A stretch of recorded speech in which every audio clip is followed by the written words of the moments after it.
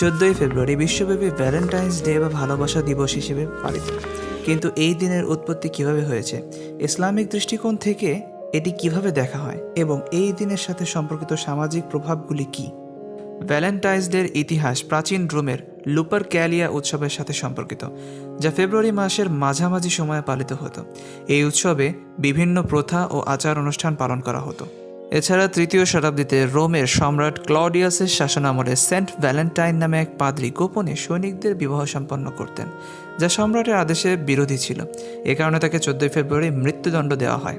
মূলত মধ্যযুগে, বিশেষ করে জিও ফ্রেসারের লেখায় 14 ফেব্রুয়ারি প্রেমের সাথে সম্পর্কিত হয়, যেখানে পাখিরা এই দিনে তাদের সঙ্গী নির্বাচন করে বলে উল্লেখ করা হয়। কিন্তু বর্তমানে ভ্যালেন্টাইন্স ডে প্রেমিক প্রেমিকারা ফুল, চকলেট এবং উপহার বিনিময়ের মাধ্যমে উদযাপন করে থাকে। ইসলামিক দৃষ্টিকোণ থেকে ভ্যালেন্টাইন্স ডে উদযাপন করা সম্পূর্ণরূপে হারাম। ইসলামীয় শরিয়া মোতাবেক এই দিনটি অমুসলিম সংস্কৃতি থেকে উদ্বুদ্ধ এবং ইসলামের সাথে সম্পূর্ণরূপে অসামঞ্জস্যপূর্ণ।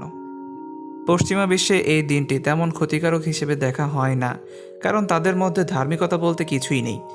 এর মানে এই না যে তাদের এই চিন্তাধারা তাদের সমাজের জন্য ক্ষতিকর হচ্ছে না, কারণ তাদের এই চিন্তাধারার কারণেই আজ তাদের জন্মহার খুবই শোচনীয় অবস্থায়, আর জন্মহার কমে যাওয়া একটি সমাজকে বিলুপ্ত করার জন্য যথেষ্ট। তবে এই দিন উদযাপনের কারণে কিশোর কিশোরীদের মধ্যে অনৈতিক কার্যকলাপের প্রবণতা ব্যাপক পরিমাণে বেড়েছে।